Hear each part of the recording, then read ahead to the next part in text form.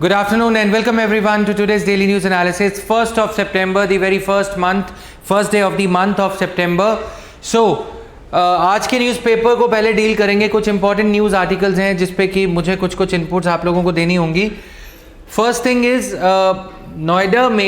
Noida development authority ने 2 buildings को, ये जो ट्विन टावर्स बनाए गए, इन ट्विन टावर्स को अप्रूवल दे दिया. राइट, इसमें एक नेशनल बिल्डिंग रेगुलेशन है हमारा. वो एनबीआर ये कहता है, let some more people join in before we begin. I'll take 1 or 2 minutes. Okay, so let me just take you through क्या क्या इंपॉर्टेंट न्यूज़ आर्टिकल्स हैं. The best way to predict your future is to create it. Right, हम लोग क्या करते हैं कि predict करते रहते हैं कि हम क्या बनेंगे क्या नहीं बनेंगे. तो you have to be in action. As I say most of the times, action breeds confidence, inaction breeds self doubt. तो हम काम नहीं करते, हम ये सब करने लगते हैं कि क्या होगा, प्रिडिक्ट करेंगे. 21 साल के हो गए, 22 साल के हो गए, 24 साल के हो गए, करेंगे क्या. वो सारी चीज़ों से बेटर ये है create your own future. Right, तो लॉर्ड कृष्णा ने भी, अभी जन्माष्टमी जैसे पीछे गई, लॉर्ड कृष्णा ने भी ये बोला है कि राइट, कि मैं आपके हाथ में लकीरें इसलिए दी जाती हैं कि आप जो कर्म करोगे उसी से आपकी लकीरें बनती हैं. राइट, तो कर्म करने की शक्ति से आप अपने पास्ट को, या जो भी बोला जाता है ना कि पुराने पिछले जन्म में ये होगा तो इसलिए ऐसा हो रहा है, you have the power to decide your future. ये जो हाथ की लकीरें हैं, ये हाथ में इसलिए दी जाती हैं कि आप जो काम करोगे वो ये तय करेगा कि लकीरों की रेखा क्या होगी. अगर कोई मजदूर है वो हथौड़ा पकड़ता है तो रेखाएं वैसे बनती चली जाती हैं. अगर कोई कलम पकड़ता है तो रेखाएं कलम की ओर मुड़ जाती हैं. तो ये खासियत है इसकी. आगे चलेंगे फटाफट से न्यूज़ आर्टिकल्स की ओर. Do we have enough people now? The sound, audio, video, everything is fine. First question of the day, is everything fine related to sound, audio, video? किसी को कोई दिक्कत आ रही हो? देखो, तुम लोग जो आरोप लगाते हो कि ऑफलाइन क्लासेस स्टार्ट हो गई तो हम लोगों को लेफ्ट आउट किया जा रहा है, ये सब किया जा रहा है, तो वो सब मत किया करो. रीज़न ये है कि स्पीकर को, माइक को नहीं पता कि ऑफलाइन के लिए बोल रहा हूँ या ऑनलाइन के लिए बोल रहा हूँ. राइट, माइक की कोई गलती नहीं है उसमें, मेरी भी कोई गलती नहीं है, क्योंकि माइक की गलती है शायद, क्योंकि माइक को नहीं पता, इंटरनेट को नहीं पता होता कि भाई तुम लोग ऑनलाइन वाले हो, तुमसे सौतेला व्यवहार करना है या कुछ. All right, so just take things easier. Rather, you would appreciate the fact that ever since offline classes have started, I have started giving you the best of the content. It happens. कैमरे के सामने मुंडी हिलाना, तुम लोग मुंडी हिला रहे हो, you are nodding your head, नहीं पता रहता. यहाँ पे क्या है, जो 3-4 लोग बैठते हैं तो उनकी गर्दन हिलती है तो पता लग जाता है, हाँ समझ में आ गया. मतलब इस लड़के को समझ में आया होगा, उसको समझ में आया होगा, तो मतलब ऑनलाइन वालों को भी समझ में आ गया होगा. कमेंट की वेट करने की ज़रूरत नहीं है. और since I take each of your comments very very sincerely, so what we are doing now is we are going to have a big screen. क्योंकि ये छोटी सी स्क्रीन पे तुम्हारे कमेंट्स कई बार नहीं दिखते तो तुम लोग हल्ला बोलो शुरू कर देते हो. राइट, इसलिए what we are going to have is we are going to have a big TV over here, जिसके थ्रू की we will be keeping a tab on your comments. Right, online offline people would also be able to see your comments. वो लोगों के लिए भी थोड़ा enriching हो जाएगा और ऑफलाइन के लिए भी. राइट, तुम लोगों की गलती नहीं है इसमें. तुम लोग क्या है, पीवीआर की जनरेशन में पैदा हुए हो, है ना. मूवी अच्छी हो या नहीं हो कोई दिक्कत नहीं है उसमें, बस सिनेमा हॉल अच्छा होना चाहिए. अब वो जो जनरेशन है, सिनेमा हॉल अच्छा नहीं है तो दिक्कत है. पुराने ज़माने में जब लोग जाते थे तो चेयर वेयर गंदी पड़ी होती थी सिनेमा हॉल में, क्योंकि पीवीआर नहीं होता था. अब हम लोग क्या है, धन अकेडमी की एज में है, भैया जो की एज में है, मतलब कैमरा अच्छा दिखना चाहिए. पढ़ा क्या रहा है टीचर, वो सारी चीज़ें थोड़ा गड़बड़ हो जाती हैं. Right, now this is the problem. All right, coming to the other aspects here, moving further, the best way to predict your future is to create it. Important news articles पे आते हैं. मैं जो मेन पेज से जो चीज़ें बता रहा था, the things that I was about to tell you, okay, उन्हीं के ऊपर डिस्कशन करते हैं. UNSC resolution addresses key concerns on Afghanistan. India ने एक रेजोल्यूशन नंबर 2593 इंडिया लेके आया है. ठीक है, उसमें इंडिया के जो कंसर्न्स हैं अफगानिस्तान को लेके, 2593 रेजोल्यूशन 2593, उसको अप्रूवल मिल गई है इंडिया में. राइट, यूएनएससी में, बावजूद इसके कि चाइना और रशिया जो 2 मेंबर्स हैं उन्होंने इससे ऑप्ट आउट किया है. Resolution number 2593. Economy grows 20.1% in Q1, lags pre pandemic level. Okay, so this is there now. So economy क्यों ग्रो कर रही है? Low base effect. जैसे तुम्हारे अगर क्या होता है ना, तुम्हारा अगर मान लो 10th स्टैंडर्ड में हम लोग बिगड़े बच्चे नहीं होते, ठीक है, कोई अफेयर नहीं होता, कोई कुछ नहीं होता. 10th स्टैंडर्ड से यदि फर्स्ट ईयर के मार्क्स को कंपेयर किया जाए तो तुम्हारी ग्रोथ बहुत पुअर लगेगी ना. मतलब कहाँ तुम 80-90% स्कोर कर रहे थे, फिर उसके एकदम बाद 12th स्टैंडर्ड मान लो, चलो 12th स्टैंडर्ड के बाद फर्स्ट ईयर में जाते हैं तो पहला अफेयर शुरू हो जाता है. उसी के अकॉर्डिंग क्या होता है, ग्राफ नीचे आने लग जाता है. राइट. मोदी जी की सरकार में भी कुछ ऐसे ही है. क्या हुआ कि पहले जो ग्रोथ आ रही थी 2014 में, 2015, 16, 17 में, उसके कंपैरिजन में ग्रोथ लो हुई. तो जो फर्स्ट ईयर का स्कोर है, अब फर्स्ट ईयर में क्या होता है, ग्रोथ तुम्हारा जो स्कोर है वो कम हो गया, सेकेंड ईयर में थोड़ा और कम हो गया, थर्ड ईयर में तुम्हें परसेंटेज अप करना होता है. तो जब हम फर्स्ट ईयर या सेकेंड ईयर के स्कोर को बेस मानते हैं और फिर थर्ड ईयर के स्कोर में, अगर थर्ड ईयर का स्कोर है 75% या सेकंड ईयर में स्कोर था 60% क्योंकि ब्रेकअप हो गया था, ऐसा ही होता है. देखो फर्स्ट ईयर में अफेयर शुरू होता है, सेकंड ईयर में ब्रेकअप हो जाता है, थर्ड ईयर में तुम ट्रैक पे आ जाते हो कि चलो एमबीए करने जाएंगे, मास्टर्स करेंगे या लबासना में जाएंगे, तब कुछ ढूंढेंगे, यहाँ पे तो दाल नहीं गली.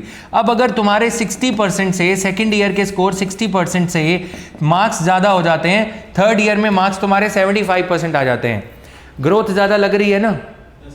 मतलब ये कुछ ऐसा हो गया कि ये राहुल गांधी स्कोर है 33% और ये मोदी स्कोर है 60%. तो इसके कंपैरिजन में ग्रोथ अच्छी लगने लगती है.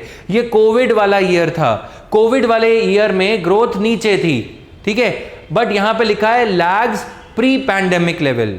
प्री पैंडेमिक लेवल मतलब 2020 के कंपैरिजन में ये ग्रोथ अच्छी है, अभी जो दिख रही है 20% बढ़ रही है. इसका मतलब ये नहीं है कि मोदी जी या निर्मला सीतारमन अच्छा कर रही है, इकोनॉमिक्स पढ़ के आई हैं, नहीं.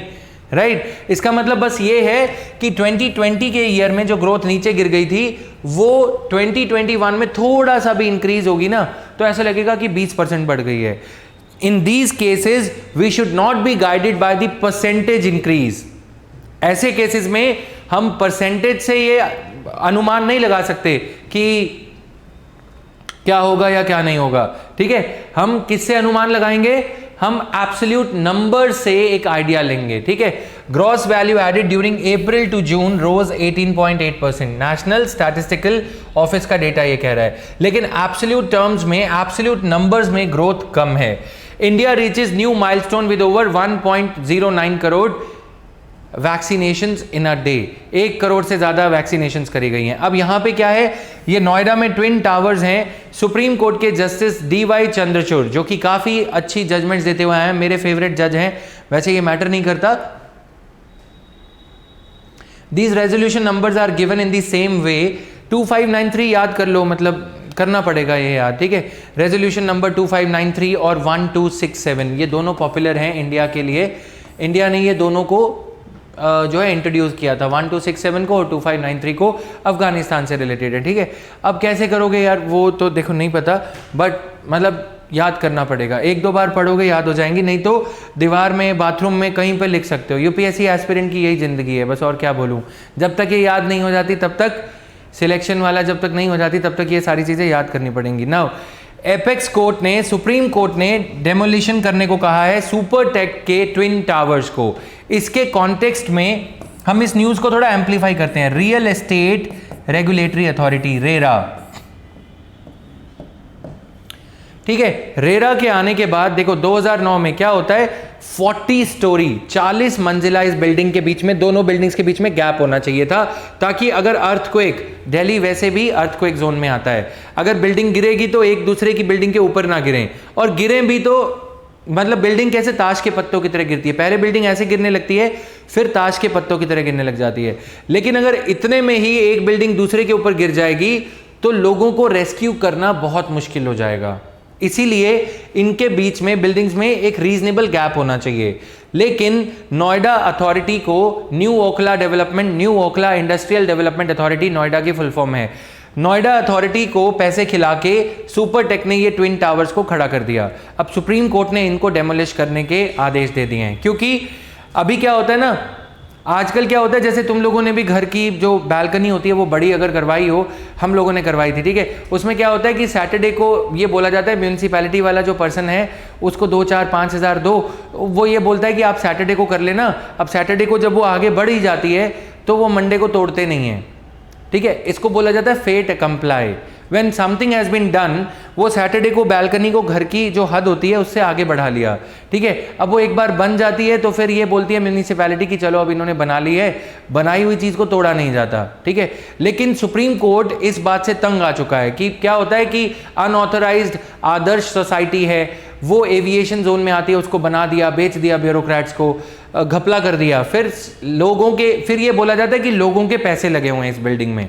मतलब समझ रहे हो कि लोगों के पैसे लग गए हैं, अब क्या तोड़नी है बिल्डिंग को। जैसे मैं सुपर टेक का ओनर, मैंने ये बोला कि सुपर टेक बिल्डिंग खड़ी कर देते हैं, लोगों ने फ्लैट खरीद लिए, तुम सब ने खरीद लिए, अब उसके बाद बोला जाएगा कि इसको क्या ही तोड़ें, अगर तोड़ेंगे तो सुपर टेक का ओनर है उसका तो नुकसान होगा नहीं, लोगों का नुकसान होगा। लेकिन अब सुप्रीम कोर्ट ने ये कह दिया कि इस बिल्डिंग को तोड़ा जाए और सुपर टेक जिम्मेवार होगी लोगों के पैसे रिफंड करने के लिए, ताकि अगली बार यदि कोई सुपर टेक या डुपर टेक कोई भी ऐसे जीएमआर, कोई एलएनटी ऐसा एग्जाम्पल खड़ा करेगी कि एक बार बिल्डिंग बना दो, कोर्ट में चैलेंज होगा तो कोर्ट तो यही कहेगा it's a fait accompli. Fait accompli पे नहीं छोड़ी जाएगी चीज़। फेट कंप्लाई का मतलब होता है कि चीज़ बन गई है तो उसे तोड़ा नहीं जाएगा क्योंकि लोगों का नुकसान होगा, ठीक है। ऐसी ही एक दलील संजय दत्त ने दी थी, एक रिलेटेड केस में लेके जा रहा हूं जो कि इससे रिमोटली रिलेटेड है, बहुत दूर दूर तक उसका कोई लेना देना नहीं है। संजय दत्त को जब जेल हुई ना तो संजय दत्त को पता लग गया था कि उनको जेल होने जा रही है, ठीक है। उन्होंने क्या किया, फिल्म डायरेक्टर्स को, प्रोड्यूसर्स को अपने ही पैसे दे दिए कि मुझे जेल ना हो। कुछ कुछ मूवीज उन्होंने फ्री में साइन कर दी, जैसे एक मूवी का 3 करोड़ 4 करोड़ रुपए लेते हैं वो, तो उन्होंने बोला कि जब उनको जेल हुई तो प्रोड्यूसर्स जो मुंबई बॉम्बे में जो प्रोड्यूसर्स हैं, वो प्रोड्यूसर्स जाके ये बोलते हैं कि संजय दत्त का तो जो बिगड़ेगा बिगड़ेगा, हमारे मूवीज रुक जाएंगी जो हमने संजय दत्त के साथ साइन अप कर रखी हैं, ठीक है। तो सुप्रीम कोर्ट ने उस टाइम, बॉम्बे हाई कोर्ट ने उस टाइम ये जजमेंट दिया कि the entertainment of people is not important than the lives lost to 1993 Mumbai blasts, ठीक है। प्रोड्यूसर्स को ये देखना चाहिए था कि उसके खिलाफ केस चल रहा है, उस पर पैसे नहीं लगाने चाहिए थे, ठीक है। अब वो तो प्रोड्यूसर्स हैं, वो जागरूक लोग हैं। यहाँ पे कॉमन इन्वेस्टर्स का हवाला दिया जाता है, बोला जाता है कि कॉमन फ्लैट बायर्स हैं, उनके पैसे जो हैं घुस जाएंगे, उनके पैसे खराब हो जाएंगे, इसलिए इनके खिलाफ केस नहीं चलाया जाता। बैंकिंग कंपनीज, बैंक से लोन लेके बिल्डिंग खड़ी कर दी, इसलिए लोन नहीं चलाया जाएगा। लेकिन सुप्रीम कोर्ट ने इन सब चीज़ों को ये दरकिनार करते हुए ये कहा है कि ये बिल्डर और प्लानर, प्लानर कौन है, नोएडा अथॉरिटी, दोनों के बीच में नेक्सस है, क्रोनी कैपिटलिज्म है, उसकी वजह से अप्रूवल दिया गया जो कि नहीं मिलना चाहिए था, ठीक है। कायदे से तो जब पहली बिल्डिंग खड़ी करी गई थी उसी से पता लग जाएगा, पहला फ्लोर डला था उसी से पता लग जाएगा कि रीजनेबल गैप नहीं है, ठीक है, तभी तोड़ देना चाहिए था। लेकिन नोएडा अथॉरिटी सोई रही ना। अब ये सारी चीजें हैं, उसके बाद आगे चलते हैं फटाफट से। इसी के कॉन्टेक्स्ट में ना रियल एस्टेट रेगुलेटरी अथॉरिटीज बनाई गई थी। Real estate regulatory authorities were created in every state. Now in the light of to protect the interest of the buyers, ठीक है। तो ऐसे फ्रॉड जो होते जा रहे हैं, ये फ्रॉड है, बाकी और सिटीज़ हैं, उसके बावजूद क्या आप ये बताओ कि रियल एस्टेट रेगुलेटरी अथॉरिटी बनाने के बावजूद कोई इंक्रीज हुआ है बिल्डिंग नॉर्म्स में, बिल्डिंग रेगुलेशंस में, या किसी चीज़ में नहीं हुआ है इंक्रीज, है ना।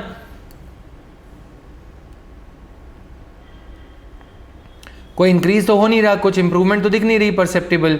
तो ये चीज़ें जो है गलत एग्जाम्पल्स वगैरह सेट करती हैं, इसलिए रियल एस्टेट रेगुलेटरी अथॉरिटी बनने के बावजूद अगर ऐसा हो रहा है तो ये गलत एग्जाम्पल है। इसके बारे में हम बाद में बात करेंगे, रेरा के बारे में, but this is just an example that you can jot down today. Now quotation हो गई है, जो लोग बाद में आए हैं तो फिर बाद में इसको देख लेना खुद से। 2 years since NRC draft, lakhs of the people whose names are not there in the NRC National Register of Citizens, they are still in limbo। वो आज भी असमंजस की स्थिति में है। एक ही बार में 9 जजेस ने ओथ ली है in one stroke, okay. In a first 9 supreme court जजेस take oath in one stroke. UNSC resolution addresses key concerns on Afghanistan, concerns over Afghanistan's membership in SAARC, ये सारे न्यूज़ आर्टिकल्स हैं जिनको हम डील करेंगे quickly. और फिर उसके बाद इकोनॉमी ग्रोथ 20.1%, ये मैंने बता दिया। ये एक इंपॉर्टेंट न्यूज़ है, overseas settlement of government securities. अब इसको मैं एक्सप्लेन करूंगा इकोनॉमी पेज पे ही। Fiscal deficit 21% of the target हो चुका है, ठीक है। सरकार ने टारगेट रखा था 100 रुपये, 21 रुपये ऑलरेडी हो चुके हैं, यानी कि फर्स्ट क्वार्टर में अप्रैल में जून में सरकार का जो टारगेट था वो 20% पूरा हो चुका है। मतलब सरकार ने सोचा था कि अप्रैल में जून में पूरे साल में अप्रैल से लेकर 31 मार्च तक 100 करोड़ बोरो करेंगे फॉर एग्जांपल, उसमें से 21 करोड़ ऑलरेडी सरकार बोरो कर चुकी है। इसको भी थोड़ा सा स्टडी करेंगे। फ्लेक्सिबल इंजन क्या होता है? आजकल कारें जो है बायोफ्यूल्स पे चलने की बात हो रही है, इथेनॉल पे कार चलेगी, ठीक है। तो अब फ्लेक्सिबल इंजन बनाए जाने की बात करते हुए हमारे मिनिस्टर नितिन गडकरी ये कह रहे हैं कि जो इंजन होगा वो पेट्रोल पे भी चलेगा और वो बायोफ्यूल पे, इथेनॉल पे भी चल सकता है। ऐसे इंजन बनाने की बात हो रही है। तो साइंस एंड टेक के पर्सपेक्टिव से हम ये समझेंगे कि फ्लेक्सिबल इंजन क्या होता है। फिनेंस मिनिस्ट्री ने 13,000 crore rupees rural local bodies को ग्रांट दी है। इस पे भी थोड़ा सा एनालिसिस रहेगा। एज आई टोल्ड यू, आज के न्यूज आर्टिकल्स ज्यादा इंपॉर्टेंट हैं। फिर एक एडिटोरियल है ब्रिक्स के ऊपर, we will be analysing that editorial as well, okay. Now cracks in the glass ceiling, ये एक अच्छा डेटा पॉइंट का आर्टिकल है। ये आर्टिकल ये कहता है कि ग्लास सीलिंग है, there is a glass ceiling for women in judiciary. एक होता है ना कि ग्लास, अगर यहाँ पे छत ग्लास की हो तो दिखेगी नहीं, हमें लगता है कि हम ऊपर जा सकते हैं, लेकिन एक सीलिंग है, जैसे हम ऊपर, महिलाएं ऊपर जाने लगती हैं तो उनके सर में ग्लास लगता है एक वैसे, they can not rise above that level, ठीक है। हाई कोर्ट तक विमेन जजेस क्लाइंब अप कर सकती थी, लेकिन दिखने वाली एक सीलिंग है, एक छत है। अब इन महिलाओं ने उस ग्लास सीलिंग में कुछ क्रैक्स हैं, उनको लांगा है, ठीक है। तो मतलब now we are going to have first women CJI out of the 9 judges who have been appointed. 3 of the 9 new judges sworn into the Supreme Court of India are women. 3 judges महिलाएं जो बनाई गई हैं। जो मैं कह रहा था ना, जजमेंट्स आ रही थी एंटी वेमेन, डाउरी वाली लॉ में, ये सारी लॉ में।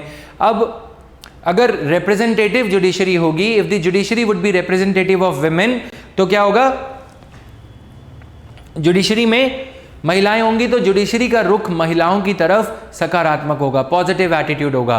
रखेल जैसे वर्ड्स महिलाओं के लिए यूज नहीं किए जाएंगे। डाउरी प्रोहिबिशन एक्ट में ये एलिगेशंस नहीं लगाए जाएंगे कि महिलाएं एक्ट का मिसयूज कर रही हैं। ऑलराइट, तो दिस इज इंपॉर्टेंट। नाउ अब यहाँ पे डेटा दे रखा है कि विमेन की जो डिस्ट्रिक्ट कोर्ट में क्या रिप्रेजेंटेशन है।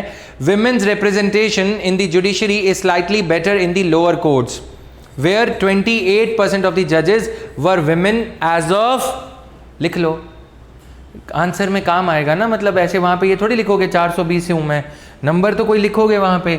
ये 28% of women in lower courts were women as of 2017.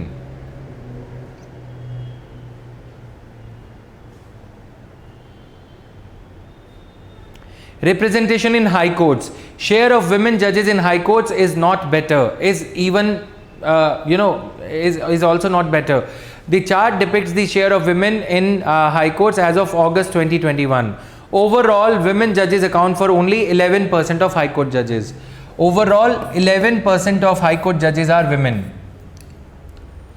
Overall, 11% of high court judges are women. How is this resolution number given? Resolution number दिया जाता है, जितनी रेजोल्यूशंस इंट्रोड्यूस करी जाती हैं उसके हिसाब से नंबर बढ़ता चला जाता है। कुछ रेजोल्यूशंस पास होती हैं, कुछ रेजोल्यूशंस रिजेक्ट हो जाती हैं। All right, clear?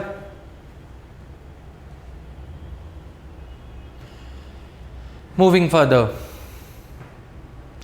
2 years since NRC draft publish किया गया था 2019 में, ठीक है। अब 2021 हो गया, लेकिन आज भी लाखों लोगों को ये क्लैरिटी नहीं है कि जो है उनका नाम इंडिया के सिटीजन्स के रजिस्टर में है या नहीं। Residents checking the name of family members in national register of citizenship online. Aadhaar enrolment of 27,50,000 people has been put on hold with no signs of update exercise being taken forward. Okay, updation exercise करवानी थी सरकार ने, तो वो करवाई नहीं है।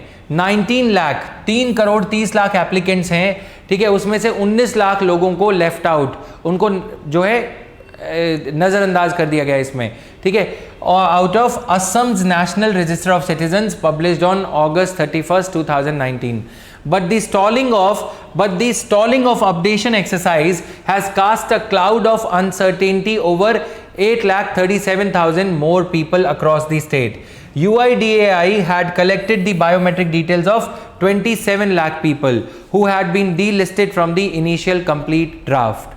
Some 8,37,000 of them made it to NRC complete draft published 8 months ago. ठीक है, उसमें से क्या है, 8,37,000 लोग पहले से निकल गए हैं। 27 लाख थे टोटल जिनको ये कहा गया था कि ये इंडिया के सिटीजन्स नहीं है एनआरसी में, नेशनल रजिस्टर ऑफ सिटीजन्स, लेकिन उसमें से 8 लाख को अब ऐड कर दिया गया, बचे 19 लाख। 19 लाख के ऊपर उनको ये कहा जा रहा है कि अभी अपडेशन करवाई जाएगी, दोबारा से अपडेट किया जाएगा, रीवेरिफिकेशन किया जाएगा। फॉरेनर्स ट्राइब्यूनल बनाए गए हैं। फॉरेनर्स ट्राइब्यूनल मतलब कि जो लोग फॉरेनर्स हैं या नहीं है उनका मैटर डिसाइड करने के लिए, इसके लिए डिस्ट्रिक्ट कलेक्टर्स को फॉरेनर्स ट्राइब्यूनल का दर्जा दिया गया है। हुआ क्या था देखो, असम में 1971 में बांग्लादेश में जब वॉर हुआ था ना, लिबरेशन वॉर, तो बांग्लादेशी काफ़ी लोग अपनी जान माल को बचाने के लिए असम में उन्होंने शरण ले ली। दे टुक रिफ्यूज इन असम। अब बीजेपी को असम में चुनाव जीतना था 2021 में, ठीक है, तो बीजेपी ने क्या किया, लोगों को डिवाइड करने के लिए एनआरसी स्टार्ट करवा दिया। जो स्थानीय लोग थे उनको बोला गया कि देखो ये जो 27 लाख लोग हैं, 3 करोड़ 30 लाख एप्लीकेंट्स थे, ठीक है, जो असम की पॉपुलेशन और वो सब है, उसमें से लगभग 10% लोगों को निकालने के लिए असम के लोगों को ये लॉलीपॉप दिया गया, क्या कि देखो ये लोग बाहर चले जाएंगे तो तुम्हारे लिए रोजगार के अवसर बढ़ जाएंगे, एम्प्लॉयमेंट एवेन्यूज़ बढ़ जाएंगे, ज़मीन वगैरह बढ़ जाएगी, मतलब बढ़ क्या जाएगी, वो है कि डिस्ट्रीब्यूट इक्वल होने लग जाएगी, या असम के लोगों के चांसेस बढ़ जाएंगे। होता है ना कि मतलब अगर एक असम की दुकान, एक असम का आदमी है वो किराने की दुकान खोल के बैठा है, एक दूसरा वाला आदमी है बांग्लादेश का वो भी किराने की दुकान खोल के बैठा है, कहाँ दोनों 10-10 हज़ार रुपये कमाते हैं। अगर बांग्लादेश वाले व्यक्ति को घर वापस भेज दिया जाए बांग्लादेश, उसकी दुकान की कमाई भी उसके पास आने लगेगी, है ना। तो ये कह के चुनाव जीतने के लिए इनको शुरू कर दिया गया। असम के चुनाव के नतीजे आ गए, सरकार बोली अब इसको अपडेट करेंगे। मतलब क्यों अपडेट करेंगे, अब इलेक्शन जीत गई बीजेपी, ठीक है। अब अगर इन लोगों को वापस भेजेंगे तो बांग्लादेश के साथ हमारे रिलेशंस अच्छे हैं, बांग्लादेश की सरकार शेख हसीना जो है बुरा मान जाएंगी, राइट। गाना क्या है, हसीना मान जाएंगी, यहाँ पे हसीना बुरा मान जाएंगी, राइट। दिक्कत ये हो जाएगी। अब मोदी जी ने ये प्लॉय तो खेल दिया डोमेस्टिक पॉलिटिक्स के चलते, इंटरनेशनल रिलेशंस, ठीक है। अब वो बात ठीक है कि लीगल होना चाहिए, इन लोगों को बाहर निकाला जाना चाहिए, इन लोगों को वापस भेजना चाहिए। फिर लाया गया सिटीजनशिप अमेंडमेंट एक्ट, इसी से रिलेटेड है, मैं थोड़ा बैकग्राउंड दे दे रहा हूँ। सिटीजनशिप अमेंडमेंट एक्ट में ये किया गया कि कुछ जनजातियों को, कुछ कम्युनिटीज को, जिनको देश में वापस भेजे जाने पे उनकी जान को खतरा है, एनआरसी करवाया जाएगा लेकिन उनको वापस नहीं भेजा जाएगा, ठीक है। तो मतलब ये है कि पहले जिनको रिकॉग्नाइज किया गया कि ये इलीगल इमिग्रेंट्स हैं, ये बोला गया कि 24 मार्च 1971 जब बांग्लादेश का वॉर खत्म हो गया था, वहां पे पीस हो गया था, स्टेबिलिटी नहीं थी, लेकिन लॉ एंड ऑर्डर सिचुएशन सरकार के कंट्रोल में आने लग गई थी। पाकिस्तान, पहले बांग्लादेश ईस्ट पाकिस्तान होता था, तो बांग्लादेश का लिबरेशन वॉर चला 1971 को, वो खत्म हो गया 24 मार्च को। सरकार ने ये बोला कि 24 मार्च 1971 के बाद जो इंडिया में आए हैं उनको इंडिया में रहने का कोई हक नहीं बनता, ठीक है। जो पहले आए थे चलो ठीक है कि तब जो है उनको हम इंडिया में शरण दे देंगे, उनको इंडिया का सिटीजन मान लेंगे, लेकिन बाकियों को वापस निकाला जाएगा। वापस निकालोगे तो बांग्लादेश से तुम्हारे रिलेशनशिप खराब हो जाएंगे, ठीक है। चाइना पहले ही ताक लगा के बैठा है कि बांग्लादेश से रिलेशन खराब हो, म्यांमार से रिलेशन अच्छे नहीं है, नेपाल छोटू सा कंट्री है वो भी मोदी जी से नहीं संभल रहा, पहले नेपाल के साथ में हमारे रिलेशन अच्छे होते थे, ठीक है, इतने बुरे नहीं होते थे। मतलब अब चाइना की चेकबुक डिप्लोमेसी चल रही है, उधर से कांग्रेस मुक्त भारत का मेरा सपना है मित्रों, जो मुझे पूरा करना है, राइट। मतलब समझ रहे हो, तो दोनों चीज़ें मिक्स हो रही हैं यहाँ पे। अब किया क्या जाए, इसीलिए पहले एनआरसी लाया, लोगों को बुर्बक बनाया, फिर उसके बाद थोड़े साल सिटीजनशिप अमेंडमेंट एक्ट ले आए 2019 में, बोला कि कुछ कुछ लोगों को हम वापस नहीं भेजेंगे, ठीक है। इसमें मुस्लिमों का नाम नहीं है, जो बांग्लादेश से जो लोग आए हैं, हिंदू वगैरह जो हैं बलूचिस्तान में रहते हैं, ठीक है, सिख हैं जो, जिनको वहाँ पे वापस भेजने पे उनकी जान को खतरा हो सकता है, तो उनको वापस नहीं भेजा जाएगा।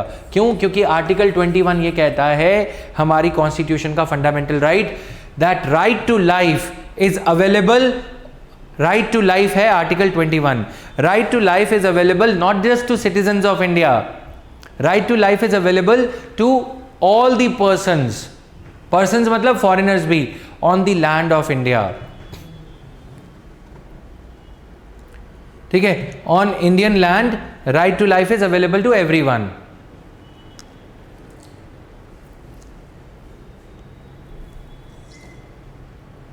Is that clear? Some 8,37,000 of them have made it to NRC compete. So this is because biometric details of 27 lakh people collected before the publication of draft continue to be frozen. Suspension of the update exercise has denied documents such as Aadhaar card to many. अब ये issue को हमने यहाँ तक लाके खड़ा कर दिया। ठीक है, राइट टू लाइफ हमारी कंट्री में विदेशियों को भी अवेलेबल है आर्टिकल 21, प्रोवाइडेड कि वो ये प्रूव कर दें कि उनकी जान को, यदि उनको बांग्लादेश वापस भेजा जाएगा, पाकिस्तान वापस भेजा जाएगा, तो उनकी जान को खतरा हो सकता है। क्यों? क्योंकि हम एक ऐसी कंट्री है, अतिथि देवो भव, राइट, गेस्ट इज गॉड, वासुदेव कुटुंबकम, वर्ल्ड इज अ फैमिली, हम ऐसी चीज़ों में बिलीव करते हैं। ठीक है, और हमारे यहाँ पे नेशनल पॉलिसी फॉर रिफ्यूजीज अभी तक नहीं है। इसीलिए सरकार क्या कर रही है, एडहॉक बेसिस पे कभी किसी को एनआरसी शुरू करवा दिया, कभी कुछ। concerted, there is a need for well articulated, please write down, there is a need for well articulated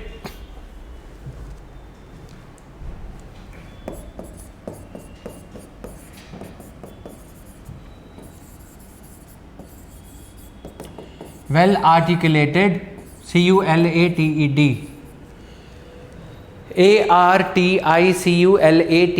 articulated होता है मतलब पूरी, well drafted, well articulated national policy for refugees.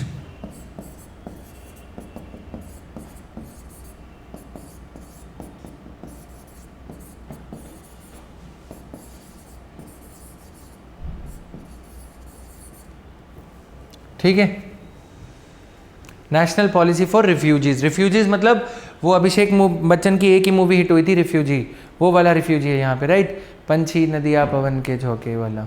ठीक है, तो सिंपल है, यहाँ पे कुछ लोगों को नहीं समझ में आया तो इसीलिए। Several factors why the biometrics are frozen.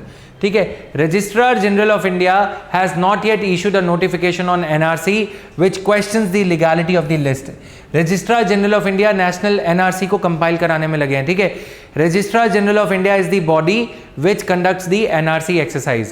Aadhaar number of people with NRC cloud could not be issued until a clarification from Registrar General of India reached the UIDAI via the department. तो यहाँ पे ये कहा जा रहा है technical ground पे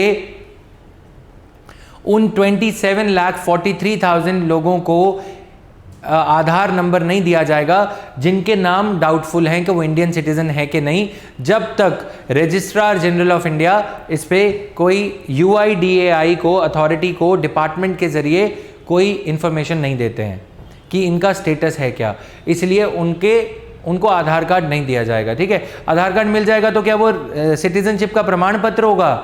नहीं, Aadhaar card will not be the basis for granting citizenship. It's just that they would be entitled to avail the benefits under various schemes and policies. तो सरकार उनको वो डिनाई करना चाह रही है तब तक जब तक कोई सर्टेनिटी उनके रिकॉर्ड पे नहीं हो जाती। ठीक है, तो ये सारा इसमें है। According to standard operating procedure, each excluded person was to have been issued a rejection slip for appealing to a foreigners tribunal.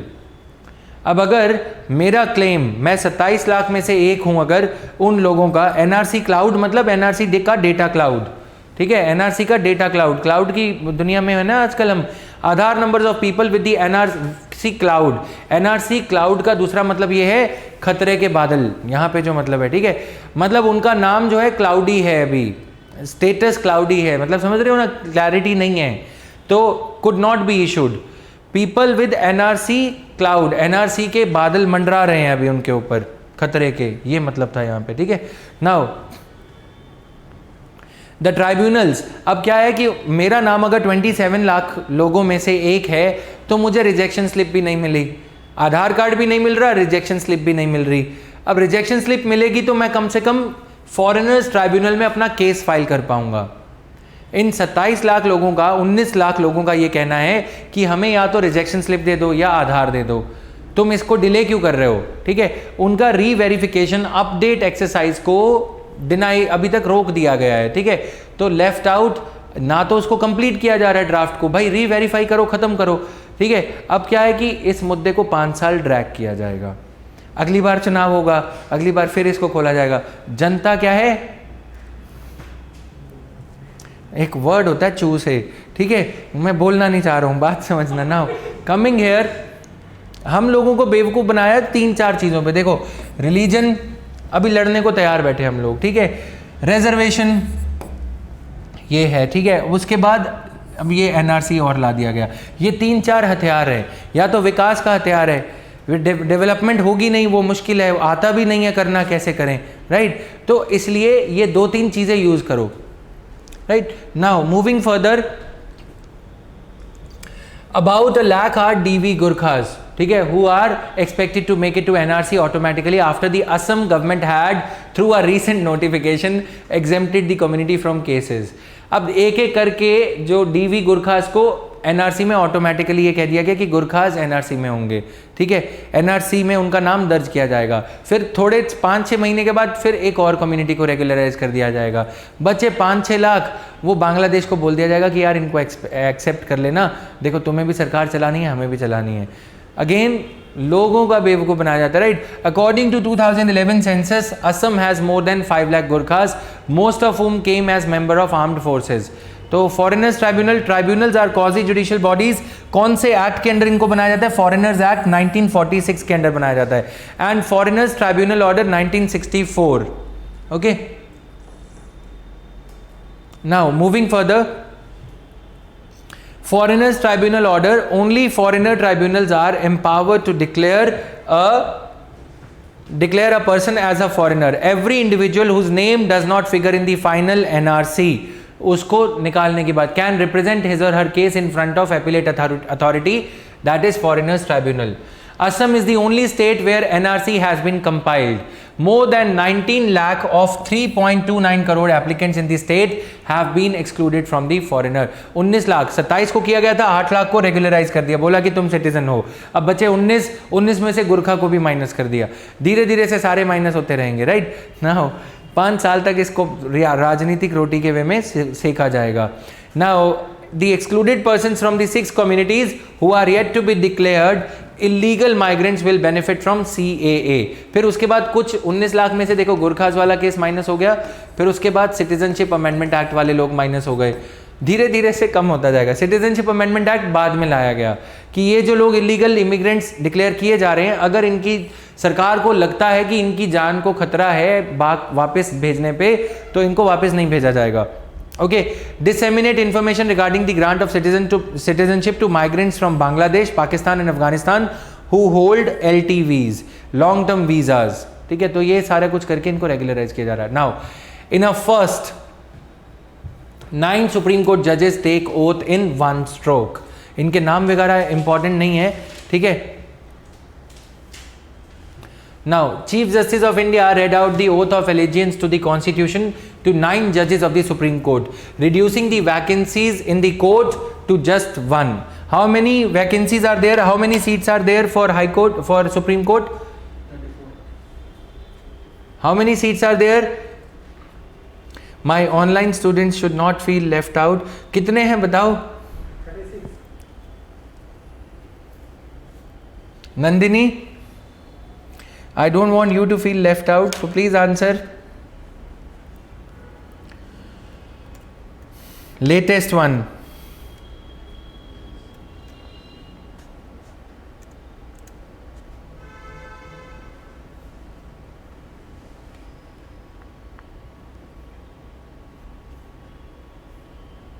बताओ बताओ फटाफट।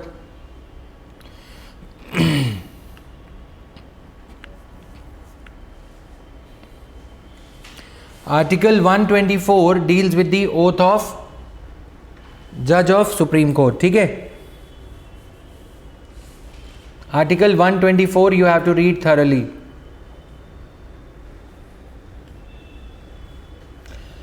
And Article 217 article 217 deals with the oath of judge of high court.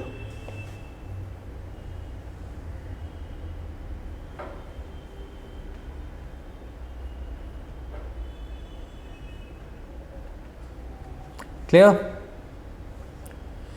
Oath is given in the third schedule to the Constitution of India.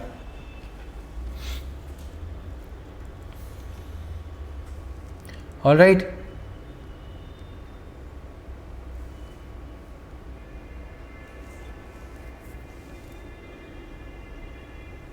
Oath of Chief Justice of India and the Judge of the Supreme Court is the same.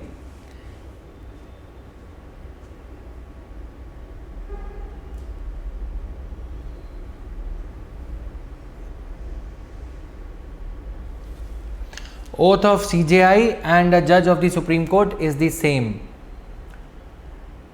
Oath of CJI and the Judge of the Supreme Court is the same.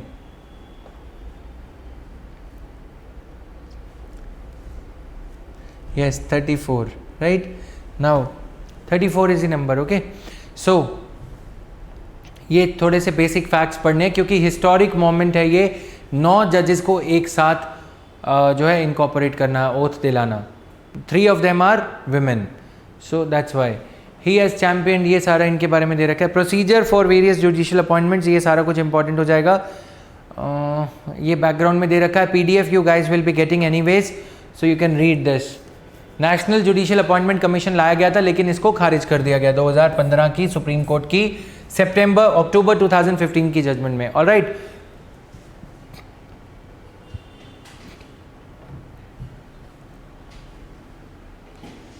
Now ये सारी जो चीजें हैं हम एक topic based analysis में इनको cover कर चुके हैं already. Clear? Now coming here, UNSC resolution addresses की concerns on Afghanistan. P5 members are divided over it. Delhi plays active role to ensure resolution went through. तो despite the abstention of 2 P5 members, P5 members मतलब permanent 5 members हैं. United nation security council में 5 members हैं जो permanent members हैं. उसके अलावा 10 members are non permanent. India is one of them. ठीक है, आजकल इंडिया एक मेंबर है. ये नॉन परमानेंट मेंबर्स 2 साल के लिए इलेक्ट होते हैं. Clear? We will be discussing these institutions in detail. Okay, so UNSC resolution 2593, India led UNSC resolution 2593. The government of India said that it was a matter of satisfaction that resolution addressed India's key concerns on Afghanistan. What is UNSC resolution 2593? Resolution which called on Taliban to keep their commitments on preventing terror groups in Afghanistan and urged them to assist the safe evacuation of all the Afghan nationals wishing to leave the country. अब हमारी country में article 21 ये कहता है कि अगर कुछ अफगानिस्तान के लोग हमारी कंट्री में शरण लेना चाहते हैं, आर्टिकल 21 राइट टू लाइफ के तहत ले सकते हैं. ठीक है, तो हमने रेजोल्यूशन का कंटेंट क्या है? तालिबान को ये कहा जा रहा है टू अपनी जो कमिटमेंट है, जो उन्होंने प्रॉमिस किया था, टेरर ग्रुप्स को अफगानिस्तान में पनाह नहीं लेने दी जाएगी, लश्कर तैयबा को या बाकी को. ठीक है, और साथ साथ तालिबान को इस रेजोल्यूशन के थ्रू ये कहा जा रहा है कि आप इन लोगों की सेफ इवैक्यूएशन में वापस घर पहुंचाने में मदद करोगे, कोई रोक टोक नहीं करोगे. Alright, Afghan territory should not be used for any terrorist attack और to shelter and train terrorist and plan और फाइनेंस टेररिस्ट अटैक्स. ठीक है, इट मेंशंस, अब resolution 1267 it mentions individuals designated by resolution 1267. ठीक है, जिसमें जैश ए मोहम्मद के आतंकवादी वगैरह जो हैं उनका नाम लिखा है, उनको इंटरनेशनल टेररिस्ट डिक्लेयर किया गया है. 1267 रेजोल्यूशन टेररिज्म से डील करती है. ठीक है, उसमें इंटरनेशनल टेररिस्ट जो पाकिस्तान में हाइड आउट्स लेके बैठे हैं उनको शरण नहीं दी जाएगी अफगानिस्तान में. तो 1267 और 2593 को इंटरलिंक किया जा रहा है. क्लियर?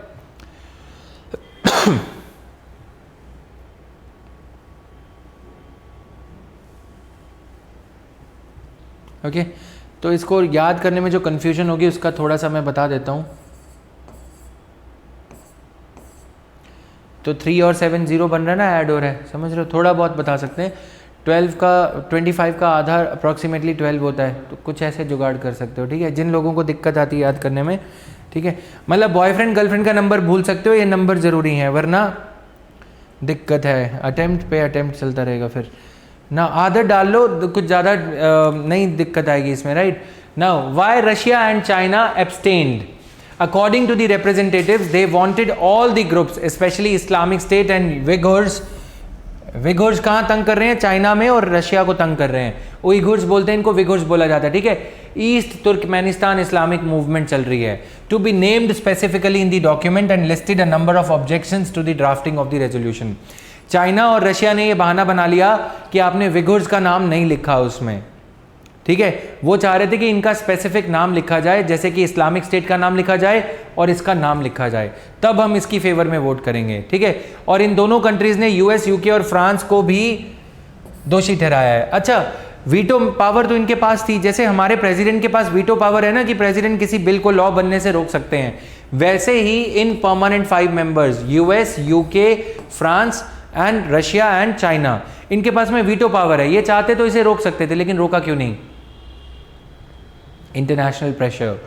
टेररिज्म के खिलाफ अगर तुम किसी रेजोल्यूशन को रोकोगे तो नाम खराब हो जाएगा, ठीक है। अगर मान लो इसके जस्ट आफ्टर कोई टेररिस्ट अटैक हो गया, तो इंडिया ये लिखेगा कि देखो हमने कहा था कि इनको लेबल कराओ, चाइना ने नहीं कराया तो चाइना कल्प्रेट है, रशिया ने नहीं पास होने दी रेजोल्यूशन तो रशिया की गलती है। इसीलिए they accused the US, the UK and the France, the sponsors of resolution, of having rushed it through on a tight schedule while seeking to absolve the US of responsibility. उन्होंने एक कारण और भी दिया कि सारा कुछ करा धरा यूएसए ने। अफगानिस्तान में 2001 से वॉर ऑन टेररिज्म चल रहा है, ठीक है, करा सब कुछ यूएसए ने।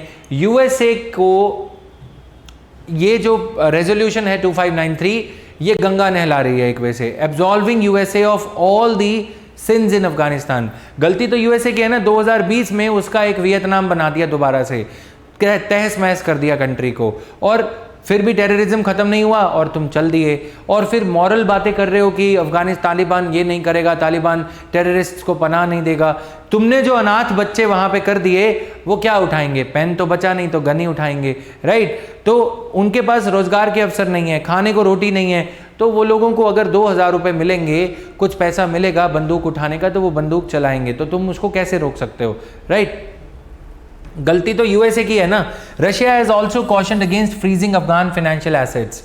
इस रेजोल्यूशन में ये लिखा गया है कि अफगानिस्तान के कुछ फाइनेंशियल एसेट्स को फ्रीज कर दिया जाए, यानी कि जो इंटरनेशनल बैंक्स में अफगानिस्तान सरकार के कुछ अकाउंट्स हैं आईएमएफ के पास, वर्ल्ड बैंक के पास, उनको फ्रीज कर दिया जाए, उनसे पैसे ना निकालने दिए जाएं, क्योंकि तालिबान पावर में आ रहा है, तो ठीक है। और ये कहा गया है कि अगर तालिबान मिसयूज करता है, ये रेजोल्यूशन की पालना नहीं करता, टेररिज्म को पनाह देता है, और अफगानिस्तान के जो लोग हैं या जो इंडियन डायस्पोरा है, यूएस का डायस्पोरा है, उनको अगर कंट्री से निकलने की अनुमति नहीं देता, उनके रास्ते में कोई बाधा उत्पन्न करता है, बंदी बनाता है, होस्टेज बनाता है, तो ये एसेट्स को, बैंक अकाउंट्स को फ्रीज कर दिया जाएगा, मीनिंग उसमें से पैसे नहीं निकालने दिए जाएंगे, ठीक है। तो रशिया ने ये कहा कि ये गलत हो सकता है, ठीक है। A clause that was not included in the document, clear, ये गलत हो सकता है। Development in the upcoming days, India is expected to chair 1988 sanctions committee. जो तुम्हें जो 3 नंबर याद रखने हैं, 2593, 1267 एंड देन 1988, ये रेजोल्यूशन सैंक्शंस कमेटी है that looks Taliban sanctions next. अब ये जो सैंक्शंस है, यूएन कैसे काम करता है, यूएनएससी में ये मैटर लाया गया, लेकिन जैसे हमारे यहाँ पार्लियामेंट्री स्टैंडिंग कमेटीज बनी हुई है ना, वैसे यूएन की भी अपनी कमेटीज बनी हुई हैं। अब एक कमेटी है 1988 कमेटी, सैंक्शंस लगाने के ऊपर निर्णय ये लेती है, ठीक है। तो अब उसका चेयर इंडिया होने जा रहा है। That looks at Taliban sanctions next and participate in the decision to extend the mandate of UN। अब ये कमेटी ये डिसाइड करेगी कि क्या यूएन का असिस्टेंस मिशन जो अफगानिस्तान का है, क्या उसको एक्सटेंड करना है या नहीं, और तालिबान पे ये सैंक्शंस लगनी चाहिए 2593 या नहीं। तो ये एक ऑपर्चून मोमेंट है इंडिया के लिए तालिबान से अपनी बात मनवाने को। इसी का एक आफ्टर इफेक्ट दिखा कि तालिबान के एक रिप्रेजेंटेटिव ने इंडियन एनवॉय यानी कि इंडियन एम्बेसडर से बात करी है, क्यों? क्योंकि ये यूएन की सैंक्शन लग जाएंगी। इंडिया इंटरनेशनल प्रेशर बना रहा है तालिबान पे। Can you state a reason why US left Afghanistan? Yes, there are 2-3 reasons. There are some hunch reasons and there are some logical reasons. ठीक है, logical reason is USA's economies power is not as much as it used to be earlier. ठीक है, हालांकि वो war को इसको sustain कर सकते थे, but it is a never ending phenomena. Today you kill a terrorist, you अब अफगानिस्तान में या इस्लामिक कंट्री में क्या होता है, हमारे यहाँ पे हम दो हमारे दो पे खत्म हो जाता है काम। ठीक है, वहां पे 5 बच्चे, किसी के 7 बच्चे, तुम एक टेररिस्ट को मारते हो, तुम नफरत पैदा करते हो अपने खिलाफ। अब वो बच्चे जब बड़े हो जाते हैं, वो छोटे छोटे बच्चे वो बंदूक उठाने लगते हैं। ठीक है, यूएसए कब तक इसको सस्टेन करेगा, राइट? और दूसरी बात ये है कि अगर अफगानिस्तान को छोड़ देते हैं अपने हाल पे, तालिबान आ गया वहाँ पे, कुछ हो गया, इंडिया इनसिक्योर फील करेगा, यूएसए के वेपन्स बिकेंगे। इंडिया इनसिक्योर फील करेगा तो क्वाड्रिलेटरल ज्वाइन करेगा, यूएसए का वर्चस्व, यूएसए की पावर और बढ़ रही है। ठीक है, तो इनसिक्योर फील कराने में फ़ायदा है। सिक्योर फील कराओगे तो कोई इंश्योरेंस पॉलिसी क्यों खरीदेगा? Quadrilateral is like an insurance policy, है ना? फिर आपने पाकिस्तान, अफगानिस्तान और चाइना को इंडिया के खिलाफ एक वे से छोड़ दिया, तालिबान को। अब इंडिया और इनसिक्योर है। अब इंडिया क्या करेगा? रशिया की मदद मांगेगा। रशिया प्रो चाइना हो रहा है, जैसे यहाँ पे हम देख रहे हैं, बचा USA.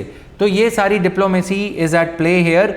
Main reason is that US economy which is a 20 trillion 25 trillion dollars economy may not be able to bear the burden of these fanciful wars. USA's economy is on the decline.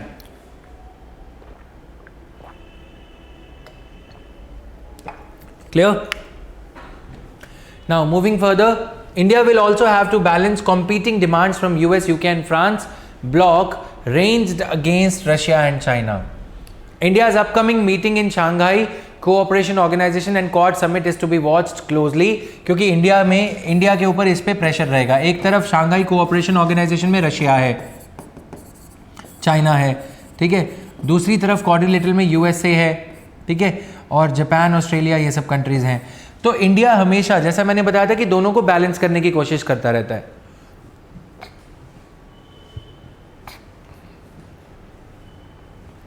Clear? और आप ये देखोगे कि Russia, अगर USA कोई sponsor करता है किसी रेजोल्यूशन को, रशिया उसको रोकता है।